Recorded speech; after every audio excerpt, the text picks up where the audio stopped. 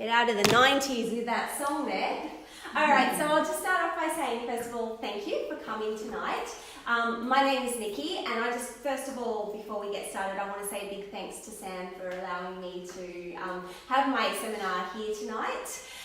So my boys also, I've got two little boys, a 2-year-old and a 4-year-old, and they attend Basin View Childcare Centre as well. So yeah, very happy to be able to have the place tonight. Thank you. So I'll just start by letting you know a little bit about myself. So as I said, my name is Nikki, and I have been working in the fitness industry for just over 15 years now. So I've sort of evolved from this place where I was doing exercise really regularly. Like, it just was a no-brainer to me that I was, working out every day. Weight was never an issue for me because I was just working out every day, etc. And then, boom, I had kids and my whole world just turned upside down. So, don't know if that happened to you, but that's what happened to me. So suddenly I'm in this space where I'm on my own personal journey of I'm struggling with my own weight issues. I've got other things that I'm struggling with, such as fitting in exercise with small children as well, which has been the biggest struggle for me. And as I've gone through this journey, the conversations that I've been having with other mothers is that they're having similar struggles to what I have been struggling with. So that's where Mummy Fit Time, which is my business, came about. So I opened Mummy Fit Time a year ago now. It's all online because I was in the process of also moving from Canberra down to this area down here. And so I now do a lot of online training for mums where I create programs, exercise programs for mums. I run 12-week challenges for mums as well, and do a lot of goal setting and support and things like that. And as I had mentioned, I've also got my Facebook community group, which is a free group for all mums. So if you're wanting to join that group, you're most welcome to. And within that group, I post a lot of inspiration, motivation, and things like that, because we're all mums heading forward on our health and fitness journey. So we're all like-minded mums. So that's a little bit about myself. So I'll just give you a bit of an overview about tonight's seminar. So tonight's seminar is about exercising with kids and how we can actually make that work. And I will be referring to my notes, which is the same handout you've got, so that I don't lose track and go off on a little tangent. Because I do want to keep this short and succinct for you, because I know that you've all got busy lives at home and we're all juggling many things. So basically, tonight's seminar is about how we can fit in exercise and ways that we can increase movement in our daily activities when we do have those demands of children there and other barriers that might be coming up in our day as well. So we're going to walk through those and find some tools that will be able to help progress you forward towards whatever goals that you might have. So we've all got very different goals, so just progressing forwards to whatever your goals might be. So I've got 3 main things that I wanted to talk about today, and that is, I've categorised them as the ideal workout. I've got how do you exercise, and then we've got some ideas as well for how to move forward with your exercise. So we'll go through and you can follow along with your handout. For those of you that are watching me live, I will be posting this handout for you as well to watch later. So just make sure you put some comments in this live video, and that way I know I'll send you all the information. You also get some freebies for attending tonight as well. So if you flick to the very back of your page, I have given you 35-minute YouTube videos. As I said, they are 5-minute videos, so really great if you want to just jump online very quickly and just smash out something for 5 minutes. And I'll talk to you about why they are 5-minute videos as we progress through this seminar. You also, as a freebie tonight, get a one-on-one coaching call with me. So that's why I've asked, as you signed in, to get your contact details, and I will contact you to arrange a coaching call where we can talk about your goals and just help you. I can give you a little bit more of a personalised approach towards moving forward on your health and fitness. Okay, so let's get started. Does anyone have any questions so far? No? Okay, cool. All right. Let's get started then. So let's talk about the ideal workout.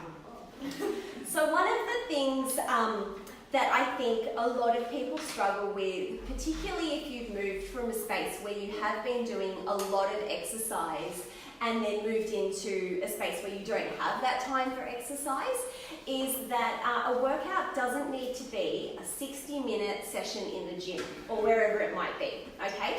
So there are thousands of ways that you can still do an effective workout that's going to benefit you on your health and fitness journey. So for example, have you heard of high intensity interval training, HIIT? Yeah? Okay, so for those of you that haven't heard of HIIT, basically what the concept is it's a session that really is focused on raising your heartbeat and getting everything, like getting you sort of into that fat burning zone super duper quickly. So it's high intensity and it's interval training. So a traditional HIIT workout would be 40 seconds of hardcore, whatever it is that gets your heart pumping, and then you have a 20-second rest. And then you go again for 40 seconds with a 20-second rest. So a great HIIT workout is around 20 minutes, and that's going to get you into that fat burning zone, and then you continue to burn fat after you have done that workout. And the reason for that is when you're doing your HIIT workout, you are, when we are doing things that are sort of working the muscles, what your muscles are actually doing is you're breaking down fibers in your muscles when you're doing a workout.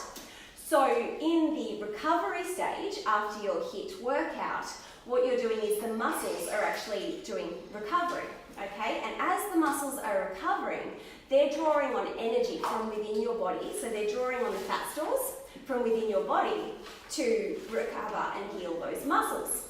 Which is why after a HIIT workout, because it is so high and intense, that you then continue to burn fat for a number of hours. I think research has even shown up to 24 hours after you've done the HIIT workout.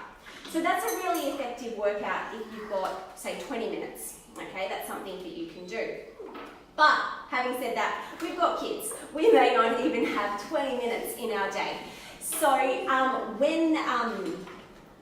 when we get to, I guess, thinking about how we can then break down our day, how do we get that high intensity workout going on, or how do we even get some movement going on, then we can move down, I'm skipping ahead here, but we can move down to a method called chunking.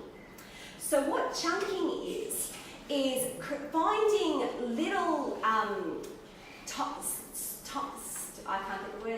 time slots in your day that you can get a workout in. So for example, you might find that you've got 5 minutes before breakfast. You might find then that you've got 5 minutes before lunch, 5 minutes after lunch, 5 minutes before dinner. That's 20 minutes in your day. So effectively, you've had a 20-minute workout in your day. So that's what I mean by the term chunking. It's about finding those spots of time in your day that you can take advantage of doing some exercise. And I'll talk about a little bit later about the different types of exercise that you can do in those 5-minute time slots, or you can do the workout videos that I've attached for you. But yeah, it's really about just chunking down those little bits of free time that you've got through your day. So one of the other questions that is very commonly asked to me is, what's the best type of workout to do? And to be honest, the number one thing that is the best type of workout to do is something that you enjoy. So if you don't enjoy, for example, running, then you're not going to want to go out and do a run because you're not going to enjoy it. And then you're not going to be motivated to do it, and you're going to come up with 1,001 excuses to not do that exercise. So your number one thing is to find a type of exercise that you enjoy. The second thing though is, I guess, finding some exercise that is going to be specific towards you achieving your goals.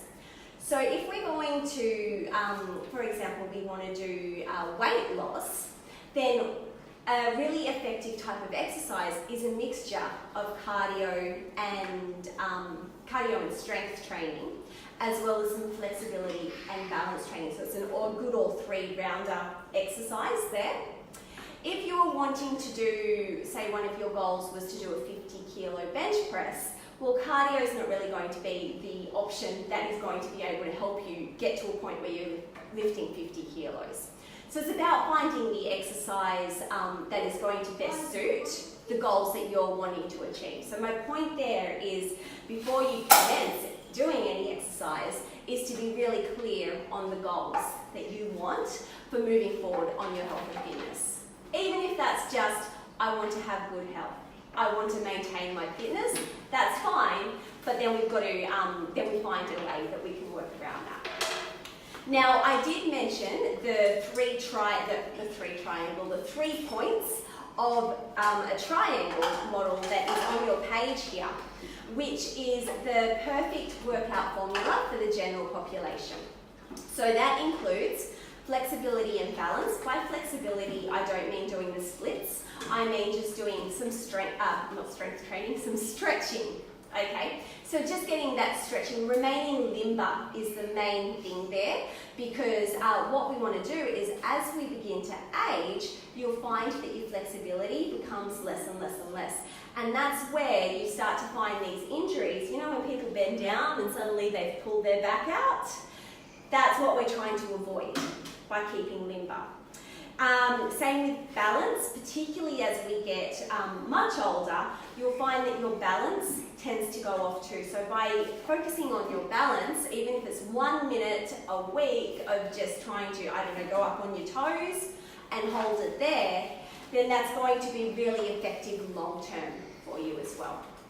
Then you've got your strength training, which is, your strength training is resistance training, so anything that is weight bearing, whether that is working out with weights, that could be working out with 2 cans of soup in your hand, it could be working out with your child, whatever it is, whatever is going to add weight. And of course there's your body weight as well. So by doing squats, that's strength training, because we're moving our body weight here, or when you're down in push-ups and that type of thing. The reason we want to do strength training is the whole reason I gave you before with the HIIT workout. It's about those muscle fibers, and first of all, we want to keep the muscle fibers really strong. Okay, so basically, I'm going to put this down and get really into it here. So basically, we've got our bone, okay, and your muscles attach to your bone, and that is what keeps you nice and strong. That's what's keeping us together, is the muscles that's joining us together. So we need to ensure that they're kept nice and strong as well, which is why we want to have the strength training. And it also has that extra benefit of the fat burning as well, because it's drawing on energy to recover your muscles. The other one is cardiovascular exercise, and that's where your blood is getting pumping, you're becoming a little bit breathy. So I'm not saying that you need to go out and do 20,000 star jumps. In fact, I know my pelvic floor would not be happy with that. But it is about finding something that is going to get your heart pumping, and there are a myriad of reasons why we want to have good cardiovascular health. For one, your mental health is a big benefiter there, as is warding off any diseases such as diabetes, cardiovascular disease, high blood pressure, the list goes on. So there's a myriad of reasons why we want to be really focusing on our cardiovascular exercise, our strength training, and the flexibility and balance. So that's our healthy little triangle there. Does anyone have any questions so far? No? Okay. Let me know if I'm talking too fast too, because I get really excited and I'm just so, yeah. Okay, let's move on then. So the next topic I wanted to talk about was, how do you actually exercise? And there's 2 things under this that I wanted to talk about, which is incidental exercise and intentional exercise. So I'm not here today to talk about workout programs or anything like that. This is about how you can actually fit in exercise around your children. So the number 1 is incidental exercise. Has anyone heard of incidental exercise? No? Okay. Yeah? No? Yeah? All right. So incidental exercise is any activity that you do through your day that increases movement. Okay, so incidental exercise, a lot of people talk about increasing the amount of incidental exercise that you do through your day, such as taking the stairs instead of the elevator. It might be parking in the furthest car park at the shops and walking that extra distance.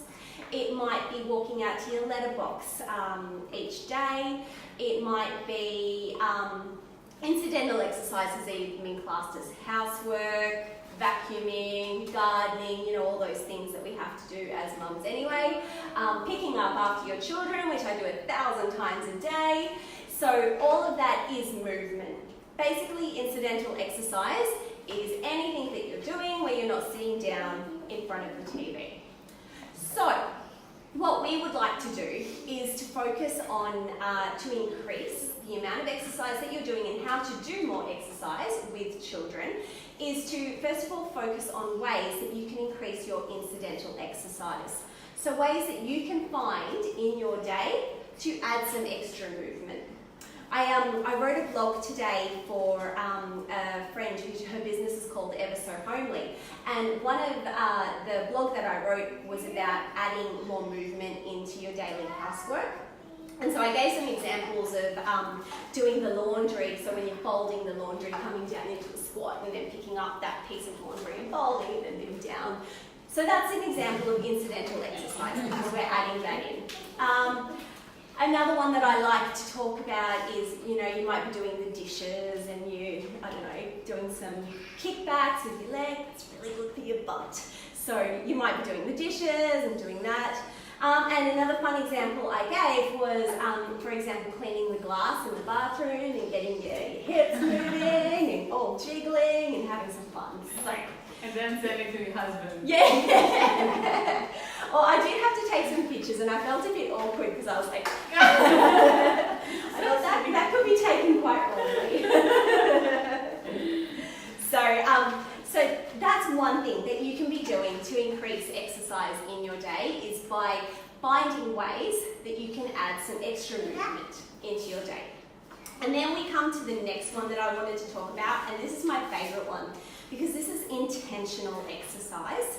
And there's two types of intentional exercise. So the first type of intentional exercise is where you have got your plan for the day and you've gone, okay, well today I am going for a walk. Today I am going to put on this workout video. Today I'm going for a run or whatever it might be. So you've got that intent that you're going to undertake that exercise. But here's the next one, which is my more favourite one for mums. I think it works well for mums, is doing intentional incidental exercise. So who here has, when the kids are in the bath, because mine are still quite young, so I can't just leave them to sit in the bath, but you find that they're in the bath and you're just like, you've got all this time in the world because you're just watching them in the bath. My thing that I like to do is pull out some intentional incidental exercise. So basically what that is I'm like, they're in the bath, I've got about 5 minutes spare right now, I'm going to take an opportunity here and I'm going to do some exercise. So there we go, I pull out and start doing some squats or whatever it might be, and they're in the bath. Another one is that I like to do, and this is more internal muscles. But when my kids, particularly at night time, come up with all of the excuses not to go to sleep. So I find, particularly my eldest, I need to sit with him until he falls asleep, and it can be so boring. So what I do is I do my pelvic floor exercises. Pelvic floor is the muscles that stop you from leaking when you, basically it's all down there. You know what I'm talking about. We've all dealt with them, and we all know that they get super weak after we've had children. So when I'm in the bedroom and I'm like, come on, let's go to sleep, I work my pelvic floor muscles. And that is a workout in itself because they're muscles. Okay, they're not like a random part of our body. So that's some workout that you can get in there. Some other examples for intentional incidental exercise is when you're waiting for the kettle to boil and you've got that 2 minutes of time where you're just waiting for that kettle to boil. So why not get down on the ground and do a plank? Or you don't even have to do that. You can just pop down and squat and see if you can hold it there until the kettle is boiled. So that's taking advantage of pockets of time that you find in your day where you might just be sitting there and otherwise doing nothing. You can pull out and just do a quick bit of exercise, and then that brings me back to my point that I started with, which is every little bit of time that you do exercise through the day adds up. So you might find that by the time you get to the end of the day, say for example you've gone and boiled the kettle 5 times, you've held it there 5 times through the day, that's 10 minutes that you've done squatting for. So it all adds up. Does anyone boil the kettle and then come back 2 hours later and like, oh yeah, I boiled the kettle? Does that happen to anyone else? Yeah. Do it all the time. Can I ask something? Yeah. Is there no, sorry for my English. Isn't it better to do like 10 minutes, isn't it worse to do like a minute here, a minute there? You know what I mean? No. Yes and no. So there's there's sort of both answers to that question. It would be better if we did a larger chunk of time, and again I'm not talking about that 60 minutes in the gym or whatever, like 20-minute HIIT workout is an optimal workout. So if you can do 10 minutes in a row, that's better as well than doing 1 minute.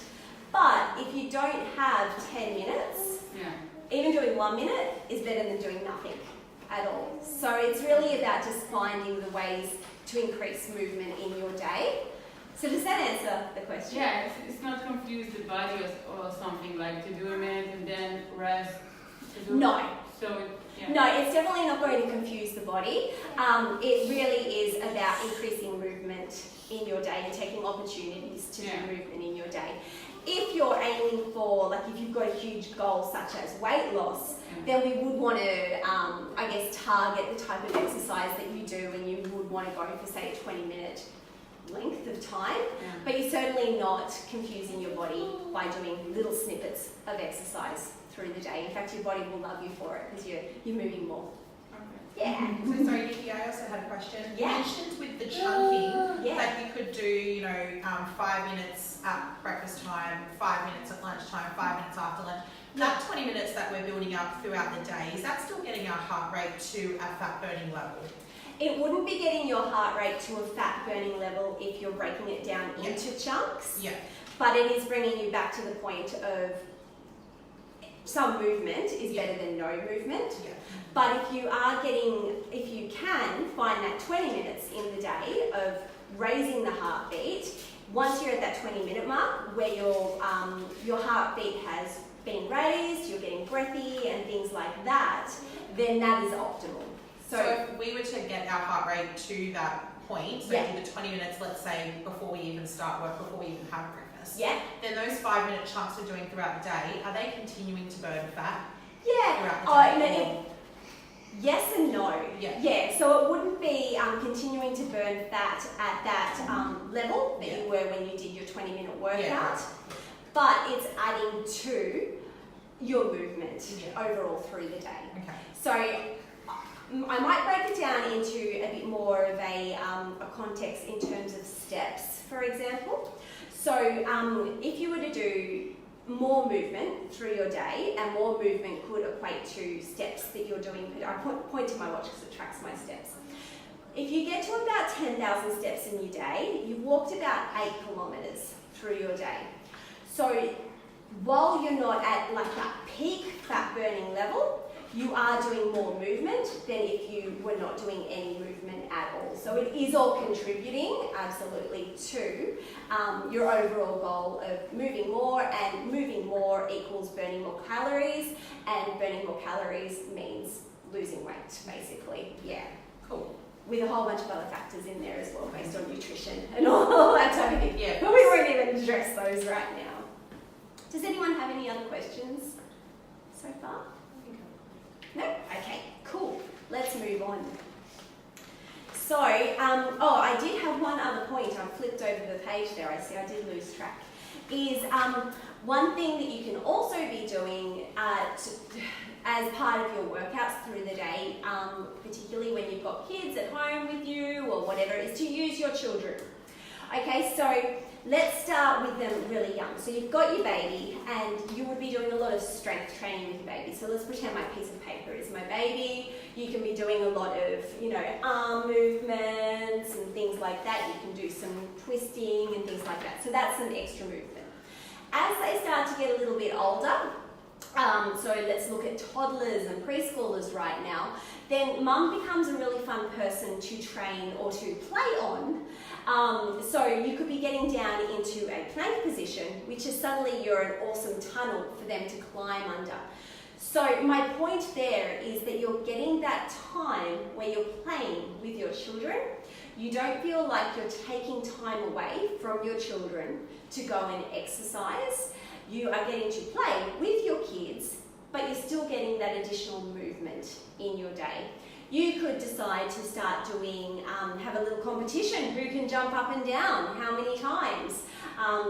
Do some education with them, let's jump up and down 10 times, let's see how we can count to 10. That type of thing. So you're getting some additional movement in your day then.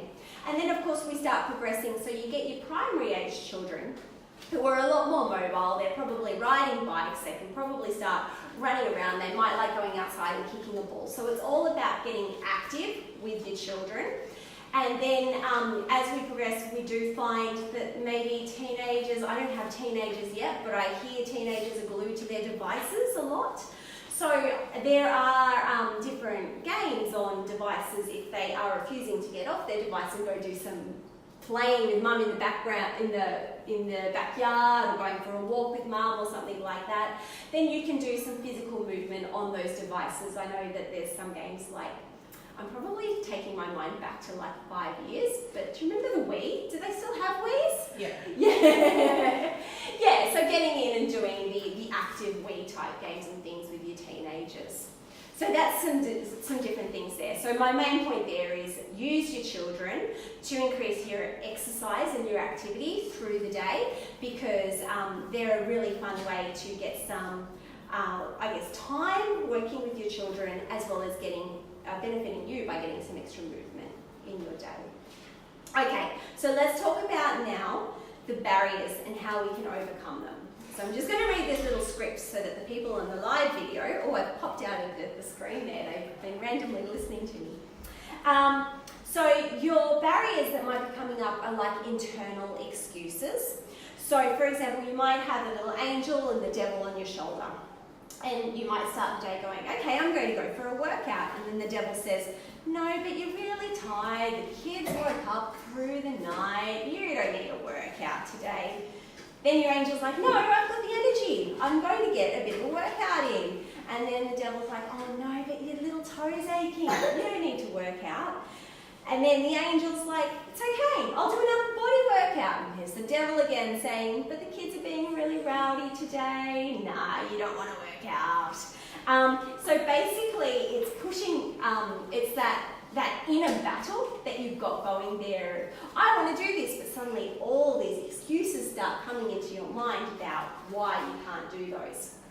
So that's what I wanted to talk about, are the barriers. So they're little barriers or excuses, or I don't know, I can't think of another word, but let's just go with barriers and excuses that might come into your mind that prevents you from undertaking exercise that day. They're not just limited to fitness, so it might be in regards to your nutrition. So you might decide that you're going to eat that entire pack of biscuits because you deserve it, and the kids have been really rowdy that day, and all that type of thing. So it's really learning how to recognise those barriers and excuses when they're coming through, so that it gives you that moment to consciously make a decision about how you're going to move forward, whether you're going to accept that barrier and excuse that comes to your mind, or whether you're going to go, no, I don't accept this, and push through those. So, how do we stop these? Honestly, we can't really stop those little thought processes that are coming into our mind. You might get really good at mind training and be able to do that, but tonight I'm really here to talk about, well, how do we push through those? So what I want you to do, and as we flip over the page, you'll see, I'll get you to do this at home, because this is really like some homework. I want you to take a moment when you're at home to list the 5 barriers and excuses that you might come up with regularly to stop yourself from moving forward on your health and fitness journey, whether they're a nutrition thing or an exercise thing or whatever it is. What I want you to do from there is, once you have listed those excuses and barriers, you read them, take them for what they are, recognise that they're an excuse and a barrier, and then you add them to your armour. So that next time you go to do, for example, some form of exercise, you might decide to go for a run, and then that little voice comes into your mind, it's raining, you're not going out there. No, that's an excuse. That's in my armour. I recognise that's an excuse because I've written it down here. I know that that is an internal excuse that comes into my mind. So I'm going to take a moment. Am I going to accept that excuse, or am I going to push that excuse away and keep going forward with whatever I was planning on doing? So it's about recognising when you're making excuses. Does anyone have any questions about that? No? Okay. Well, the last thing that I wanted to talk about is overwhelm. And I'll tell you a little bit about my personal story here with overwhelm and how I came about, I guess, developing this stuff about overwhelm. So when I had my second son, I was kind of in this state of overwhelm. Like I said, I had come from this background of being able to exercise whenever I could, didn't have any weight issues or anything back then. Had my first son, and I was cruising along. I was starting to go, okay, well, there's no time to do anything ever. And then I had my second son, and I was just in this complete state of overwhelm. I was like, I developed postnatal depression. I would start getting really flustered and anxious about doing any type of exercise. And I did not know how to move my way forward through that. And so I sought some help, and I got given some really good tips. So the first thing that I'm going to talk about with overwhelm is there are 2 different types of overwhelm. The first type of overwhelm might be overwhelmed at your goals. So for example, you might have a goal of losing 20 kilos, okay? And so you then start to go, 20 kilos, that's a lot. How am I going to do that? I don't even know where to start. And then you start thinking, basically, and you become really quite overwhelmed because you've got no idea how to progress forward to reach that goal because it's such a massive goal. So that type of overwhelm is about breaking down your goals and coming up with smaller goals that you can address and you can achieve so that you can feel that sense of achievement as you are moving forward towards your bigger goal. So that's the first type of overwhelm. The second type of overwhelm is probably something we've all experienced here, which is the daily juggle of mum life in general, where you've got to get the kids to this place at this time, you've got all the housework that you need to do, you might be also working as well, and you're just doing all of this juggle and you feel completely overwhelmed and do not know where to start. In fact, you get to a point where you just go, no, I'm going to sit on the lounge. And that's where I'm going to be because I just cannot deal. Okay, so I'm going to give you a few little tips for getting through that type of overwhelm. When you're in that moment of overwhelm that you're just like, I don't even know how to deal right now. So the first thing to do is take a moment to just stop and breathe. Okay? By taking that moment to stop and breathe, it stops that inner thinking process that's like all around your mind, and you just take that moment to just stop and breathe. It slows everything down. Okay? The second thing that you can then do is a term called EFT, which is, I haven't actually spelled it out yet, and I can't remember. Emotional freedom technique. Yes, thank you. Yes. I'm like, electronic. No, that's not right. Emotional freedom technique. So that is the process of just what I do for this technique is just take a moment to just start tapping on different points through my body. Now there are certain points that you can tap here, but basically what that process is you're taking all of those thoughts that are going through your mind that are like, doo-doo-doo-doo. By simply doing that, it's slowing everything down and it's taking your awareness away from everything else that's going along, and you start to focus on the parts of your body that you are tapping. Okay, so it slows down that thought process, and it just, I guess, gives you something else to suddenly go, oh, okay, this is going on right now. There is a video, I've provided a link here that gives you a much better description of that, and also the different points in your body that you can tap when you are going through, I guess, a piece of overwhelm and you want to do some EFT. The last thing that I wanted to point out is taking control of the situation. So what can you do at that particular point in time? What can you control? Okay, so for example, you're really overwhelmed with your health and fitness journey. You've got no idea where to start. You know that you want to lose weight, but even the thought of meal planning is just a little bit overwhelming right now. So it might be as simple as going, okay, well, what can I control right now?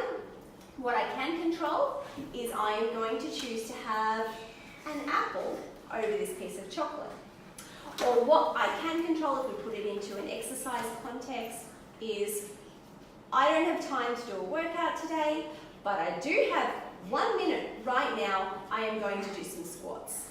So it's really just taking back control over where you are in that present moment and doing what you can that will take you one step further towards your health and fitness goal or whatever it might be. Does anyone have any questions around that? No? Okay.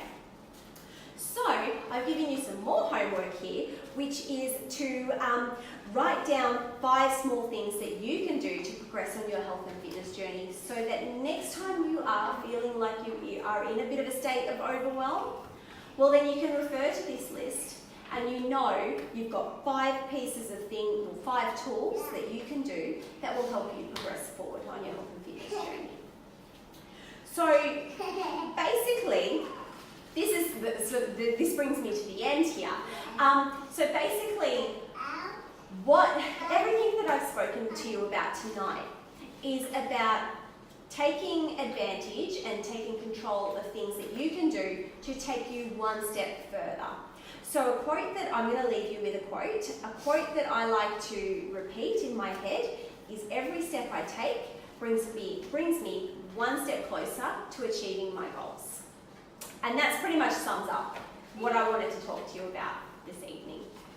So, thank you. Thank you. For joining me.